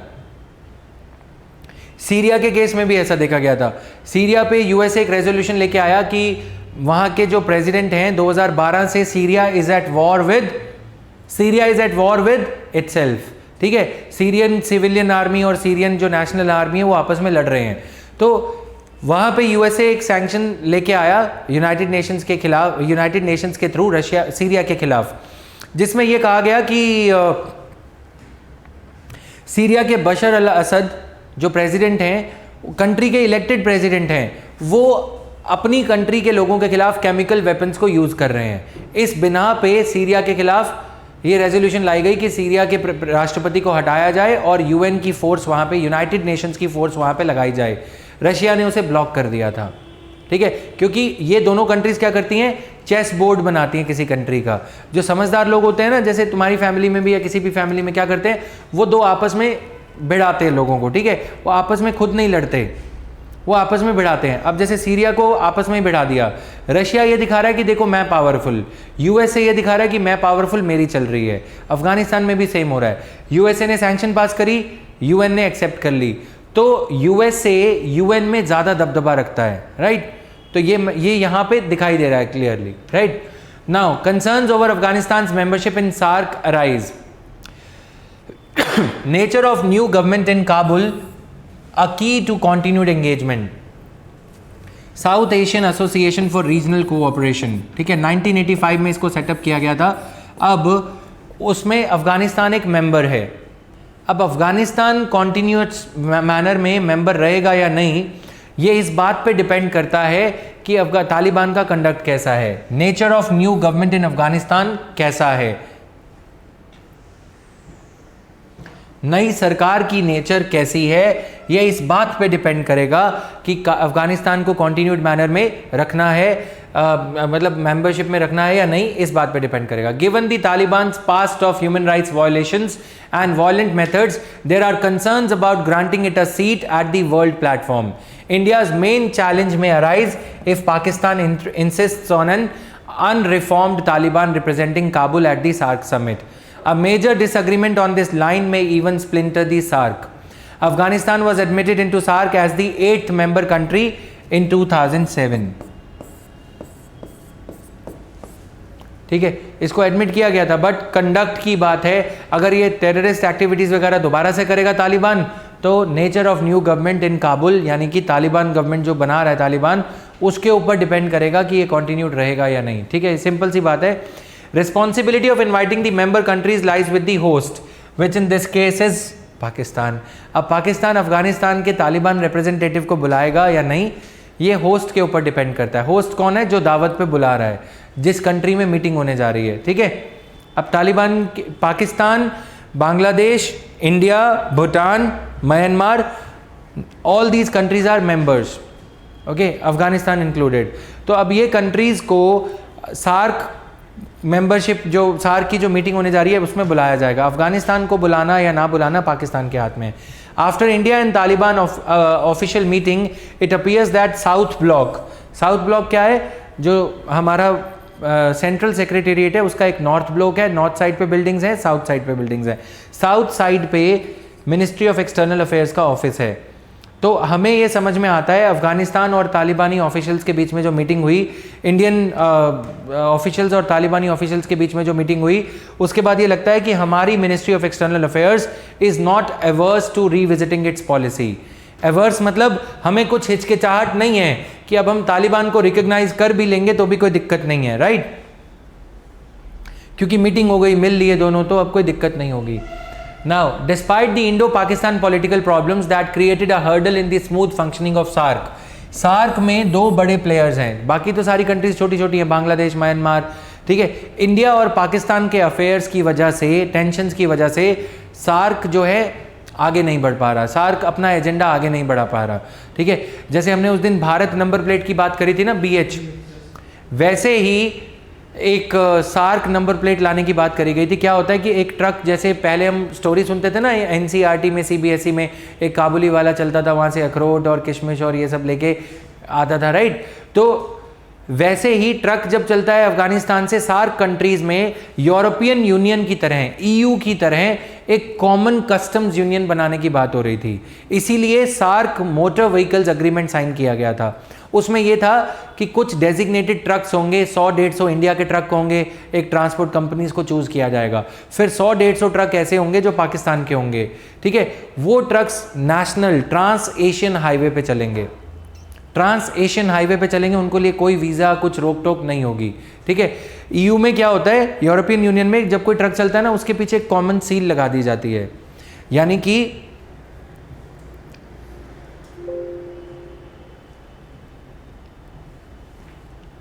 उस सील में क्या होता है, वो RFID सील होती है. जैसे हमारी कंट्री के पोर्ट पे कोई शिप आता है तो क्या किया जाता है, उसको पूरा जांचा जाता है पहले से. ठीक है, उसमें माल क्या है, कहीं बॉम्ब तो नहीं है, कहीं ड्रग्स तो नहीं है. ठीक है, ये काम यहाँ पहुँचने के बाद किया जाता है. लेकिन ये जो ट्रांस एशियन हाईवे बनाने की बात करी जा रही थी ना, बांग्लादेश और यहाँ तक ये पूरी रोड बनाई जाएगी, हर कंट्री अपने अपने बॉर्डर में ऐसी रोड बनाएगी. उस रोड से क्या किया जाएगा कि इंडियन कस्टम ऑफिशियल्स अफगानिस्तान में मौजूद होंगे, पाकिस्तान के कस्टम ऑफिशियल्स अफगानिस्तान में मौजूद होंगे. अगर ये ट्रक अफगानिस्तान से चल रहा है, सनी देओल इसमें है या कोई और है, गदर मूवी की तरह, ठीक है, इसको यहीं पे ही चेक कर लिया जाएगा. बार बार इसको इंडिया के चेक पोस्ट में नहीं रोका जाएगा, फिर पाकिस्तान, बांग्लादेश के चेक पोस्ट में, म्यांमार के चेक पोस्ट में नहीं रोका जाएगा. टाइम बचेगा. ट्रक जितनी देर 4 दिन यहाँ पे खड़ा रहेगा तो 4 दिन का टैरिफ बढ़ जाता है. ये सोचा गया था कि ऐसा कुछ बनाया जाएगा. पाकिस्तान ने इससे ऑप्ट आउट कर लिया. पाकिस्तान ने ऑप्ट आउट किया. इंडिया का प्रपोजल था कि ऐसा कुछ करना चाहिए कि हम अपनी इंट्रा एशियन ट्रेड को बढ़ा सकें, लेकिन पाकिस्तान की वजह से ये नहीं हो पाया मुमकिन. फिर उसके बाद भूटान ने बोला कि हम ऐसे बड़े बड़े हाईवेज वगैरह में नहीं बिलीव करते, हम ग्रीन GDP में बिलीव करते हैं. भूटान ने भी ऑप्ट आउट कर लिया. बचा कौन? India, Bangladesh, Myanmar. इनके अंडर एक और कंट्री, एक और ग्रुपिंग बनी हुई है, बिम्स्टेक. तो ये आपस में, पाकिस्तान इसमें नहीं है, सिर्फ इधर वाली कंट्रीज हैं, बांग्लादेश, म्यांमार, श्रीलंका, इंडिया, ठीक है। इन्होंने bay of Bengal initiative for multi sectoral economic cooperation, ठीक है, इन्होंने फिर बिम्स्टिक में ये अग्रीमेंट को आगे बढ़ाना था। अब ये कंट्रीज़ तो पहले से ही चिटगोंग पोर्ट है इनके बीच में, ये क्या ही रोड बनाएंगे, राइट। म्यांमार का अपना पोर्ट है, सितवे पोर्ट है, चिटगोंग पोर्ट है, तो ये तो पोर्ट लाइन से बे ऑफ बंगाल, यहाँ कोलकाता पोर्ट है, कोलकाता पोर्ट चिटगोंग पोर्ट से कनेक्टेड है, चिटगोंग सितवे से कनेक्टेड है, तो ये रोड वाला जो प्रोजेक्ट है ये फेल हो गया, ठीक है, due to rivalry between two countries. Okay,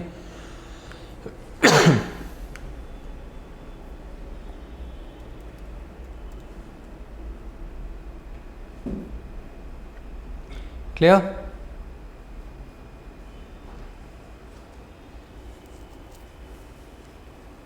Between the chutney also that malpractices can happen. Sorry, That truck is starting from Pakistan, say sir.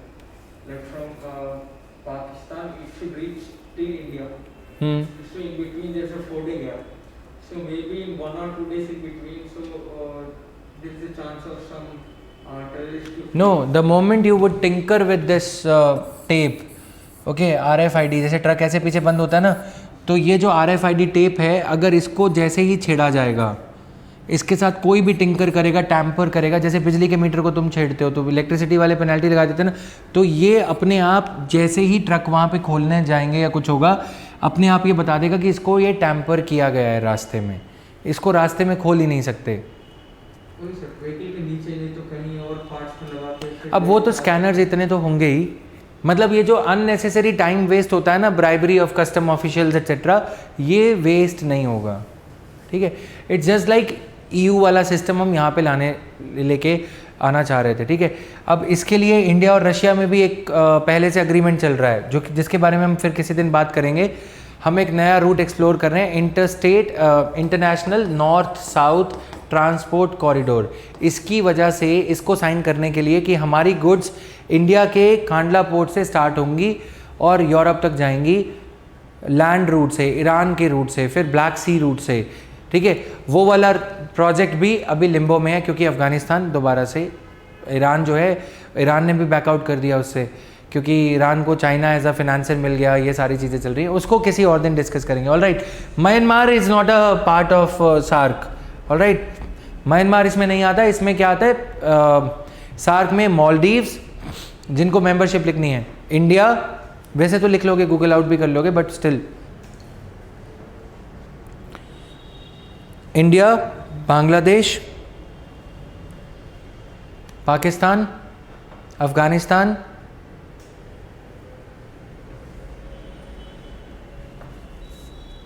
Sri Lanka, Bhutan, Maldives, Nepal, Maldives, Nepal, Bhutan, Bangladesh. BIMSTEC में Sri Lanka, this Myanmar, Sri Lanka, Myanmar, Bangladesh, India, clear. Now south Asian, ये रहा 7 members थे, +1 हो गया, ये इसके बारे में डिटेल्स यहाँ पे दे रखी हैं, ये रही कंट्रीज, ओके। ऑब्जर्वर नेशंस भी हैं, ऑब्जर्वर नेशंस कौन कौन है ये पढ़ लेना। SAARC becomes important for 2021 due to Afghanistan issue, right, clear. Now moving further quickly, China opens first road rail transport link to Indian Ocean. It connects logistic lines of Singapore, Myanmar and China. First shipment on the newly launched railway line from Myanmar border to the key commercial hub of Chengdu in western China that provides China a new road rail transportation channel to Indian Ocean were delivered. A test cargo through what is being called as China-Myanmar New Passage arrived at the Chengdu rail port in Sichuan province. China के ये जो है under बेलीज हैं, Sichuan province वगैरह इतने ज़्यादा developed नहीं है, ठीक है। About the recent development in China Myanmar transport economic corridor, China का म्यांमार से लिंक करना काफ़ी ज़्यादा ज़रूरी था, क्योंकि ये जो सिचुआन प्रोविंस है, म्यांमार के रास्ते जो गुड्स आएंगी उनको, म्यांमार के रास्ते जो सिचुआन प्रोविंस में जो गुड्स आएंगी ना, वो इस प्रोविंस को डेवलप करा देंगी, ठीक है। ये गेटवे मिल गया, सिचुआन प्रोविंस में अब नई फैक्ट्रीज इंडस्ट्री लगाई जाएगी और म्यांमार के सितवे पोर्ट जिसको कि चाइना ऑलरेडी फिनेंस कर चुका है, वहाँ से इन गुड्स को एग्जिट मिल जाएगा साउथ एशिया की तरफ। क्लियर? मतलब समझने के लिए था ये अभी, क्लियर है? Now goods from Singapore reached Yangon port arriving by ship through the Andaman Sea of the northeastern Indian Ocean and were then transported by road to Likang. ये रहा Likang।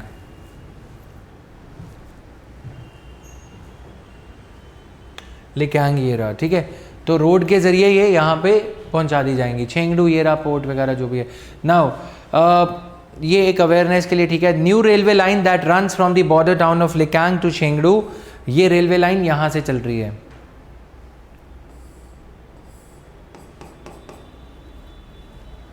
ओके तो यहां से ये गई यांगो, यांगो से यहां। सो यांगो पोर्ट कहां पे है? Myanmar. Okay so this passage connects the logistic lines of Singapore. Logistic मतलब शिप लाइंस जो हैं, Myanmar and China, and is currently most convenient land and sea channel linking the Indian Ocean with the southwest China. One way journey saves 20 to 22 days. दिनों के खेल है यहाँ पे, जितना दिन कम होंगे शिप का किराया कम होगा, गुड्स जल्दी पहुँचेंगी।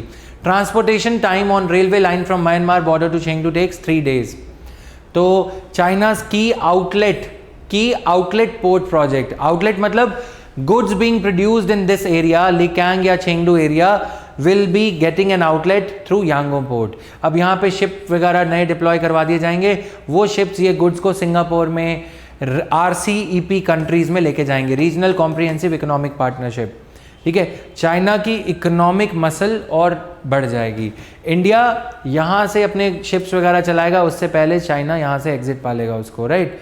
कॉम्पिटिटिव गुड्स चाइना से आने लग जाएंगी। तो इंडिया का एशियान के साथ में एंगेजमेंट के ऊपर एक और चैलेंज इंडिया को मिलता हुआ। तो these all are part of belt and road initiative. China का बेल्ट एंड रोड इनिशिएटिव जो चल रहा है, इसके बारे में डिटेल्स हम देखेंगे। This is the zoomed in map, alright.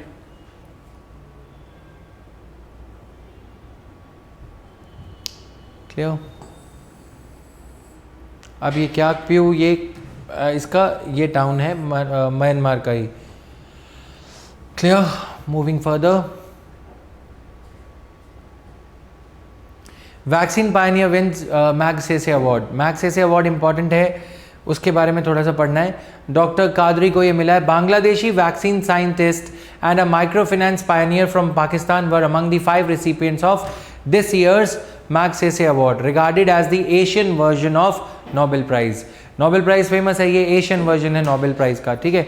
तो Magsaysay award is the Asia's highest honor and is internationally recognized as Nobel Prize counterpart of Asia.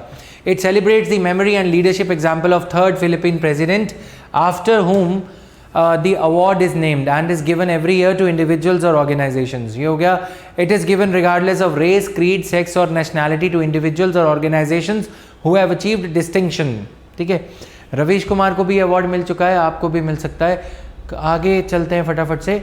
Economy grows, ये हमने कवर कर लिया फ्रंट पेज पे ही, इसको मैं ज़्यादा नहीं समझाऊंगा। अच्छा, इसमें ना एक कर्व दे रखा है, वी शेप्ड कर्व, ठीक है। तो इसके चलते एक दो कर्व्स हम डिस्कस कर लेते हैं। ये है वी शेप्ड कर्व रिकवरी, ठीक है। मतलब ये वो है कि कितनी जल्दी तुम ब्रेकअप से बाहर निकलते हो, ठीक है। अगर ड्रैग करके निकलते हो कुछ ऐसे रोते धोते, तो ये यू शेप्ड रिकवरी हो जाती है, ठीक है। फिर इसका एक और वर्जन है डबल डिप। डबल डिप क्या होता है? जैसे कि हम अभी निकल रहे थे रिसेशन से, सेकेंड वेव आ गई, ये डब्लू, ठीक है। रिकवरी हो रही थी फिर गिरी, ठीक है। फिर अब इसके और भी काफ़ी सारे वर्जन्स हैं, ये मेन वर्जन्स हैं। ये इंडिया में देखा जा रहा है वी शेप्ड, यू शेप्ड। जब गवर्नमेंट काफ़ी अग्रेसिव स्टिमुलस पैकेज देती है तो वी शेप्ड रिकवरी देखी जाएगी। हम रिसेशन में गए तो लेकिन बाहर आ गए। यू शेप रिकवरी क्या होती है? हम प्रोलॉन्ग कर रहे हैं रिकवरी को। जब सरकार को इकोनॉमी चलानी नहीं आती या रिकवरी कैसे करनी है, ये चीज़ पे क्लैरिटी नहीं होती, तो ये चीज़ देखी जाती है। Now observer nation means that they will be an observer to our organisation. SAARC की ऑब्जर्वर कंट्रीज हैं, वो मीटिंग में बैठेंगी तो सही, लेकिन उस मीटिंग में कोई भी डिसीजन जो लिया जाएगा फाइनल से मेंबर कंट्रीज की होगी। ऑब्जर्वर कंट्रीज इसलिए रखा जाता है कि उस एसोसिएशन के, सार्क के अपने एजेंडा को अचीव करने के लिए उन ऑब्जर्वर्स का आना ज़रूरी है। जैसे मान लो तुम्हारी मंगनी हो रही हो शादी होने से पहले, ठीक है, मतलब अब तुम्हारे फैमिली मेंबर्स डिसाइड करेंगे लड़का अच्छा है या नहीं, ताऊ जी को ऑब्जर्वर के वे से बुला लिया जाएगा, राइट, कि मतलब चलो खुश रहें, बाद में पता लगा कि चुगली उगली कर रहे हैं ऐसे ये सब, तो बस उनको बुला लिया जाता है कि जैसे ऑस्ट्रेलिया से सार्क जो भी करेगा वो शिप वगैरह या सार्क की गुड्स हैं या हमें ऑस्ट्रेलिया की और कामों में मदद चाहिए, तो ऑस्ट्रेलिया को इनवाइट कर लिया कि चलो तुम आ जाओ, चाइना को इनवाइट कर लिया, पाकिस्तान ने बोला कि चाइना का आना बनता है, राइट, इंडिया ने बोला कि फिर अगर चाइना का आना बनता है तो ऑस्ट्रेलिया को भी बुला लेते हैं। ऑब्जर्वर्स, कभी कभी ऑब्जर्वर्स इसलिए रखे जाते हैं एक टेम्परेरी, कि तुम अभी ऑब्जर्वर कंट्री बन जाओ, ठीक है, तुम देखो हमारा कामकाज कैसे होता है, फिर हमारे कुछ कायदे कानून हैं, अगर तुम्हें फाइनली एडमिशन लेना है, अगर तुम्हें फाइनली एक मेंबर बनना है तो तुम ऑब्जर्वर के वे से अपना गुड कंडक्ट दिखाओ, सभी मेंबर्स के साथ तुम मिलोगे मीटिंग में, सार्क की मीटिंग में सभी प्रेसिडेंट से, प्राइम मिनिस्टर से हाथ मिलाओगे, उनके साथ इंडिविजुअल बायलैटरल मीटिंग करोगे, अगर उनको तुम्हारे विचार पसंद आएंगे तो वो एडमिट करने को बोलेंगे, हम भी एडमिट कर लेंगे, वो भी एडमिट कर लेंगे और तुम फुल फ्लेजेड मेंबर बन जाओगे, ठीक है। 2-3 ऑब्जेक्टिव्स रहते हैं, तो ये तरह की रिकवरीज हैं यहाँ पे। Now clear, so this is there. India's GDP हमने पढ़ लिया, इसमें कुछ और काम का टर्म वगैरह नहीं है। Overseas settlement of G-sec deals on anvil, ठीक है, शक्तिकांता दास सर क्या करना चाह रहे हैं, आरबीआई के गवर्नर हैं, ये करना चाह रहे हैं कि what he wants to do is कि गवर्नमेंट सिक्योरिटीज अभी सिर्फ इंडिया में ही खरीदी बेची जाती हैं। इससे पहले जो किया गया था जस्ट 2 months अगो कि रिटेल इन्वेस्टर्स को गवर्नमेंट सिक्योरिटीज में इन्वेस्ट करने का मौका दिया जाएगा, retail investors would be given a chance. अभी तक क्या होता है, गवर्नमेंट सिक्योरिटीज क्या होती हैं, गवर्नमेंट को कर्जा चाहिए, लोन वोन चाहिए, ठीक है, गवर्नमेंट अपनी सिक्योरिटीज बेचती हैं, उस पर लिखा होता है कि फाइनेंस मिनिस्ट्री सरकार जो है वो अगर एसबीआई इसमें अपना पैसा इन्वेस्ट करता है, एसबीआई लोगों से पैसे लेता है, ठीक है, डिपॉजिट करते हैं हम, एफडी वगैरह कराते हैं, एसबीआई सरकार को जो पैसा चाहिए होता है प्रोग्राम्स इंप्लीमेंट करने के लिए उसमें योगदान देता है। ये गवर्नमेंट सिक्योरिटीज़ आरबीआई के थ्रू बेची जाती हैं। आरबीआई गवर्नमेंट का बैंकर है, जैसे आपका बैंकर एसबीआई है, एचडीएफसी है, ये गवर्नमेंट का बैंकर है। अब लोगों ने, people are investing their money through SBI, SBI लेगा 5,000 करोड़ की बॉन्ड। अब क्या किया जा रहा है, गवर्नमेंट सिक्योरिटीज़ एसबीआई के थ्रू ना बेच के सीधा लोगों को बेची जाएंगी 5,000 रुपये की, 10,000 रुपये की, 20,000 रुपये की, ठीक है। पैसे ही लेने हैं तो बैंक्स के थ्रू क्यों लिए जाएं। इससे क्या होगा, गवर्नमेंट सिक्योरिटीज़ को वाइडर पार्टिसिपेशन मिलेगी। जो आज बैंक के थ्रू लेते हैं, और माना कि बैंक ने तुमसे पैसे ले लिए, बैंक का मन कर रहा है विजय माल्या को पैसे देने का, गवर्नमेंट को नहीं देना चाहता बैंक, क्यों, Vijay Mallya 13% rate of interest देगा, गवर्नमेंट की सिक्योरिटी पे 6% मिलता है, ठीक है। अब आरबीआई, एसबीआई क्या करता है, 6% पे खुद लगाता है, हमें देता है 5.5%, क्यों ना हम गवर्नमेंट की सिक्योरिटी में डायरेक्टली लगा लें, हमें 6% मिल जाएगा, ठीक है। इसी चीज को आगे बढ़ाते हुए अब इंटरनेशनल मार्केट में ओवरसीज सेटलमेंट करवाई जाएगी, जो एनआरआईज हैं वो भी इन सिक्योरिटीज को खरीद पाएंगे। अब एक और वाइडर एवेन्यू मिल गया, ठीक है। अब एनआरआईज क्या करेंगे, 100 करोड़ रुपए उन्हें गवर्नमेंट में लगाने हैं जीसेक में, तो वो सीधा आरबीआई से खरीद सकते हैं, ठीक है। तो this is there. Now Reserve Bank of India is planning to enable international settlement of transactions in government securities through international central securities depositories. Central securities depositories. Central securities मतलब सरकार की जो सेंट्रल अथॉरिटीज होती है ना, RBI is the central bank of India, ठीक है। तो वैसे ही यूएसए का सेंट्रल बैंक कौन है, फेड रिजर्व। यूएसए का आरबीआई कौन है, फेड रिजर्व। तो ये सेंट्रल बैंक्स के लिए सिक्योरिटीज का डिपॉजिटरी कौन होता है, शेर खान सुना है सबने, शेर खान, जो शेयर के थ्रू ऐड आती है ना, शेर खान में पैसे लगाओ, डीमैट अकाउंट हम खुलवाते हैं, ठीक है। डीमैट अकाउंट क्या होता है, हर्षद मेहता स्कैम सुना है, हर्षद मेहता ने क्या किया था, थैंक्स टू ललन टॉप, सबने सुना है, राइट। तो हर्षद मेहता ने क्या किया था, सिक्योरिटीज़ जो थी ना वो पेपर सिक्योरिटीज़ होती थी पहले, शेयर का सर्टिफिकेट मिलता था, बड़ा सा सर्टिफिकेट मिलता था, वो जैसे स्कूल का सर्टिफिकेट मिलता ना वैसा। अब हर्षद मेहता ने वो फर्जी सर्टिफिकेट बनाने शुरू कर दिए, इसीलिए वो होता था मटेरियल सर्टिफिकेट, मटेरियल लगा ना पेपर, उसको मटेरियल बोलते थे। इसका डीमैट वर्जन हो गया, जैसे हम बैंक अकाउंट खुलवाते हैं आज इंटरनेट बैंकिंग में, अपने पैसे देखते हैं इतने इतने पैसे पड़े हैं, वैसे ही डीमैट अकाउंट होता है। जब हम शेयर्स खरीदते हैं ना स्टॉक मार्केट से, तो हमारे शेयर्स डीमैट अकाउंट में डिपॉजिट हो जाते हैं, ठीक है। जो ये डिपॉजिट करता है इसको बैंक, पैसा जो डिपॉजिट करता है उसको बैंक कहते हैं, जो ये शेयर्स को डिपॉजिट करता है उसको डिपॉजिटरी कहते हैं। हर बार जब आप शेयर खरीदते बेचते हो तो वो 0.25% अपना कमीशन ले लेता है, ठीक है। जब ये चीज़ इंटरनेशनल एरिना में करी जाती है, केंद्रीय बैंक्स के द्वारा, सेंट्रल बैंक्स के द्वारा, इंटरनेशनल एरिना में कर रहे हैं, सेंट्रल सिक्योरिटीज़ यानी कि सरकार की सिक्योरिटीज़ का डिपॉजिटरीज, ठीक है। तो थ्रू इंडिया की गवर्नमेंट सिक्योरिटीज, भारत सरकार की securities international central securities depositories के थ्रू बेची जाएंगी, ठीक है। मतलब कि ये आईसी सेंट्रल सिक्योरिटी डिपॉजिटरी है। अगर यहाँ पे कोई जॉन नैश है, जॉन नैश कौन है, एनआरआई है या एनआरओ है, जो भी है, नॉन रेजिडेंट इंडियन है, ठीक है। जनार्दन रेड्डी नाम था, यूएस में जाके जॉन नैश हो गया, ठीक है। अब क्या हुआ, उसने अगर इंडिया में 100 करोड़ रुपए लगाने हैं तो वो अपना डीमैट अकाउंट खुलवाएगा सिटी बैंक के साथ में या आईसीडीएस के साथ में, और इंडिया के आरबीआई से ये सिक्योरिटीज खरीद लेगा, ठीक है। इसका आईसीडीएस बोलते हैं। Once operationalized, this will enhance the access of non-residents to government securities market, as will inclusion of Indian G-Secs in the global bond indices। इससे क्या होगा, हमारी जो स्टॉक, इंडियन स्टॉक मार्केट है ना, वैसे ही ग्लोबल बॉन्ड मार्केट है, global securities का एक इंडेक्स बना हुआ है। जैसे इंडिया का सेंसेक्स है, इंडिया के सेंसेक्स में सिर्फ इंडियन कंपनीज के शेयर्स दिखते हैं, रिलायंस के, निरोलैक पेंट के, एशियन पेंट के, डॉक्टर लाल पैथ लैब के, सभी के शेयर्स दिखते हैं कि आज शेयर कितना बढ़ा कितना गिरा। वैसे ही गवर्नमेंट सिक्योरिटीज़ के प्राइस कितने गिरे, इंडियन सिक्योरिटी का प्राइस कितना गिरा, ये मान लो ये हमने स्टॉक मार्केट लगा दिया, global indices, global bond index, ठीक है। जैसे सेंसेक्स है ना, हमने नाम दे दिया ग्लोबल GBX, मान लो ग्लोबल बॉन्ड इंडेक्स। तो इसमें इंडियन सिक्योरिटी का प्राइस कितना गिरा कितना बढ़ा, ब्रिटेन की सिक्योरिटी का प्राइस कितना गिरा कितना बढ़ा, इसमें गवर्नमेंट सिक्योरिटीज़ के प्राइस दिखेंगे। इंटरनेशनल इन्वेस्टर हमारी गवर्नमेंट की सिक्योरिटीज़ यहाँ से खरीद पाएगा, हमारी गवर्नमेंट सिक्योरिटीज़ को बेचने के लिए ज़्यादा चांसेस मिल जाएंगे। जैसे अभी तुम्हें पुरानी कार बेचनी होती है तो तुम क्या करते थे, पहले लोकल डीलर के पास जाते थे, अब तुम OLX पे कार डाल देते हो, बाइक डाल देते हो, ठीक है। वैसे ही ये एक नया इंडेक्स हमें एवेन्यू मिल गया कि वाइडर ऑडियंस को हम रीच आउट कर सकते हैं, ठीक है। अब ये प्राइजेस किस बेसिस पे गिरेंगे या बढ़ेंगे, ये गिरेंगे या बढ़ेंगे उस बेसिस पे कि निर्मला के बाल कितने ज़्यादा सफ़ेद हो रहे हैं या ब्लैक हो रहे हैं। मतलब समझ में आया, जब किसी के बाल कर्जे में डूब जाते हैं तो हम क्या कहते हैं, कर्जे में है, बाल सफ़ेद हो रहे हैं, मैडम के ऊपर बोझ है।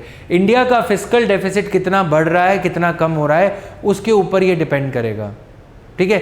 अगर भारत सरकार का फिस्कल डेफिसिट इंक्रीज होता चला जा रहा है, राइट, मैडम को इकोनॉमी चलानी ही नहीं आ रही, गुस्से में मैडम बोली प्याज नहीं खाती, नाउ इंडिया के बॉन्ड का प्राइस गिरता चला जाएगा, राइट। सो समझ में आया, इंडिया की बॉन्ड का प्राइस गिर जाएगा, और अगर अच्छा परफॉर्म नहीं करेगी, मान लो कि तुमने लोन दे रखा है, ठीक है। गवर्नमेंट ऑफ इंडिया को जब हम लोन देते हैं तो हम बॉन्ड्स के थ्रू देते हैं। गवर्नमेंट ऑफ इंडिया और इन्वेस्टर ने एक बॉन्ड साइन किया, अग्रीमेंट साइन किया, उसको बॉन्ड बोलते हैं, BOND, ठीक है। अब अग्रीमेंट तो जिसने साइन कर लिया, मान लो कि मैं फिनेंस मिनिस्टर के हिसाब से एक इंटरनेशनल इन्वेस्टर से 500 करोड़ ले रहा हूँ, मैंने बोला कि मैं आपको 500 करोड़ 10 साल के बाद लौटा दूंगा, वो तो हो गई एक बात, ठीक है, कि मैं लौटा दूंगा, बात खत्म। लेकिन अगर इनको बीच में मतलब मजे लेने हैं कि भाई ठीक है बॉन्ड का प्राइस जो है 525 करोड़ हो गया, गवर्नमेंट ऑफ इंडिया अगर अपना सारा डेट रिटायर कर देगी, गवर्नमेंट ऑफ इंडिया को एकदम से मुनाफा होने लग गया, 5G स्पेक्ट्रम सही रेट पे बेच दिया, घोटाला नहीं किया, तो क्या होगा, गवर्नमेंट ऑफ इंडिया के पास पैसे ज़्यादा आ गए, गवर्नमेंट ने डेट रिटायर कर दिया, कर्जा जो ले रखा था वो रिटायर करना शुरू कर दिया, तो बॉन्ड का प्राइस 500 करोड़ वाली का 515 करोड़ हो जाएगा। तो ये क्या करेंगे, ये उसी टाइम बेच देंगे इसको, ठीक है, फायदा मिल रहा है। लेकिन हमारे यहाँ तो निर्मला है, इसलिए क्या हुआ, गवर्नमेंट को और पैसा बोरो करना पड़ा, 500 करोड़ वाली बॉन्ड का प्राइस 485 करोड़ हो जाएगा। ये इंडेक्स एक बैरोमीटर की तरह हमें ये बता रहा है कि गवर्नमेंट ऑफ इंडिया की हालत कैसी है। ऑलराइट, फाइनेंशियल हालत कैसी है ये हमें ये बता रहा है। क्लियर? अब लास्ट न्यूज़ पे चलते हैं क्विकली। गवर्नमेंट ऑफ इंडिया का जो फिस्कल डेफिसिट है वो बढ़ रहा है। Just awareness is needed. Flexible engine, flexible engine क्या होता है? इस इंजन में दोनों चीज़ें एक साथ चलेंगी, ठीक है। मतलब कि engine calibration updates, fueling and spark advance calibrations directed by vehicle computer. हर व्हीकल में कंप्यूटर होता है, मतलब वो वाला कंप्यूटर नहीं, स्क्रीन वगैरह वाला। इसमें फ्यूल सेंसर होता है। जैसे आजकल हम अपनी कारों पे देखते हैं, यहाँ पे लिखा होता है पेट्रोल, कि पेट्रोल पंप वाला गलती से डीजल ना डाल दे जब तुमने पी रखी है। पी तुमने रखी है, तुम उसे बताना भूल गए, राइट, उसने डीजल डाल दिया, बाद में इंजन सीज हो जाता है ऐसे केस में। इससे बचने के लिए क्या करते हैं, अब ये जो फ्यूल मतलब जो फ्लेक्सिबल फ्यूल वाली व्हीकल्स हैं उसमें ये रहेगा कि ऑटोमेटिकली ये व्हीकल का ये सेंस कर लेगा इंजन कि इथेनॉल है इसमें, या इसमें पेट्रोल है, या इसमें डीजल है। पेट्रोल डीजल नहीं, या तो इथेनॉल और पेट्रोल होगा या इथेनॉल और डीजल होगा, ठीक है। तो ये क्या है, फ्लेक्सिबल इंजन इसलिए लाना पड़ रहा है अभी कंट्री, ये एक ट्रांजिशनरी स्टेज है। बायोफ्यूल्स पे जो गाड़ियाँ आएंगी ना उनको चलाने में मज़ा नहीं आएगा, ऐसे लगे साइकिल चला रहे हो, राइट, मतलब रेस नहीं पकड़ती वो सब। इसीलिए अभी क्या है, हमारे यहाँ पे बायोफ्यूल इथेनॉल इतनी ज़्यादा तादाद में प्रोड्यूस नहीं हो रहा, राइट। और इसलिए हम ये करेंगे कि अभी के लिए दोनों तरह की व्हीकल्स होंगी, पेट्रोल पे भी चलेगी और इथेनॉल पे भी चलेगी। तो इसमें क्या रहता है, फ्यूल सेंसर रहता है which automatically senses the composition of fuel to adjust for ethanol blends. Okay, updated fuel injectors रहेंगे made from ethanol compatible materials design to deliver greater fuel volume required by ethanol's lower energy density. Simple सा logic है इसमें, but आपको सिर्फ ये fuel sensor वाला point note करना है। Broker as we call it, you are right. Okay, so today's editorial we will deal with eight a later stage. BRICS के ऊपर एडिटोरियल है, कोई न्यूज़ का कॉन्टेक्स्ट नहीं है, it's just that an editorial has appeared. All right, since these news articles were important from science and technology point of view, so I have covered them today. Insulated wiring made from special material to handle ethanol's increased conductivity and corrosiveness. तो ये सारा कुछ किया जाएगा। Okay, transitionary stage में जब तक India के पास इनफ जो है पेट्रोल नहीं है, इनफ इथेनॉल नहीं है, उसी स्टेज के लिए ये बनाया जा रहा है। Clear? PPT you will get it. Union transport minister Nitin Gadkari ने कहा है India will make it mandatory for auto manufacturers to offer vehicles running 100% on biofuels in the next 6 months। Automobile industry के लिए बहुत ज़्यादा दिक्कत है, पता है क्या, ये कुछ भी नया करते हैं, सितंबर 2019 से ऑटोमोबाइल इंडस्ट्री क्राइसिस में चल रही है, ये कुछ भी नया करते हैं उसके बाद नए नॉर्म्स आ जाते हैं, Bharat stage 1 2 3 4 5 6, as if that was not enough. Government ने कैसे बैंड बजाई है, देखो चलती कार को कैसे पंचर करना है, कोई निर्मला से सीखे और नितिन गडकरी से सीखे। अच्छा खासा ऑटोमोबाइल सेक्टर परफॉर्म कर रहा था, we were emerging, rather we had emerged as the automobile hub. Automobile manufacturing hub India बन चुका था, चेन्नई में प्लांट है, हैदराबाद में प्लांट है, Toyota, hyundai, you name a company and you have its plant in India। लेकिन भारत स्टेज 1 2 3 4 5 6 वो तो सीधा सीधा तय है, इंडस्ट्री को भी पता है, ऑटोमोबाइल इंडस्ट्री को, कि ये बनाना है, ठीक है। गवर्नमेंट ने जुलाई 2018 में पहला सर्कुलर इशू किया, सरकारी डिपार्टमेंट्स को बोला गया कि कोई भी कंपनी डीजल व्हीकल नहीं खरीदेगी। सरकार का कोई भी मंत्री, कोई भी मंत्रालय, कोई भी कंपनी डीजल व्हीकल नहीं खरीदेगी। डीजल व्हीकल के दाम गिरने शुरू हो गए, ठीक है, ये एडहॉक वे में आया था। तुमने अपने डिपार्टमेंट्स को बोल दिया कि तुम मत खरीदना, वो न्यूज़ में आ गया, लोगों ने भी डीजल व्हीकल खरीदने कम कर दिए। फिर उसके बाद एनजीटी ने बोला कि दिल्ली में जो पोल्यूशन कॉजिंग 10 साल से ज़्यादा पुरानी डीजल व्हीकल्स हैं वो दिल्ली में नहीं चलेंगी। Diesel engine vehicle policy was not there, policy articulation ही नहीं था, डीजल कारों की सेल कम होती चली गई। फिर उसके बाद इलेक्ट्रिक व्हीकल्स की बात करने लगे, ठीक है। फिर उसके बाद as if that was not enough, Japanese company Nissan वगैरह ने इलेक्ट्रिक व्हीकल्स की बात करनी शुरू करी, इन्होंने बायोफ्यूल्स की बात करनी शुरू कर दी। मतलब समझ रहे हो, अब इससे हुआ क्या, पॉलिसी क्लैरिटी नहीं है। ये तो वही वाली बात हो गई कि यूपीएससी एस्पिरेंट जो है कभी ऑप्शनल पढ़ें कि ना पढ़ें, सी सेट की तैयारी करें कि ना करें। बार बार यदि सिलेबस चेंज होने के बार बार खतरे आते रहेंगे तो इंसान पढ़ेगा कब, राइट? वैसे ही कभी इलेक्ट्रिक व्हीकल्स, कभी इथेनॉल, कभी भारत स्टेज 4, कभी 6, कभी कुछ, राइट? तो सरकार को चाहिए कि पॉलिसी बनानी चाहिए इसके ऊपर, ताकि अननेसेसरी इंडस्ट्री का नुकसान ना हो। Thank you everyone, bye bye.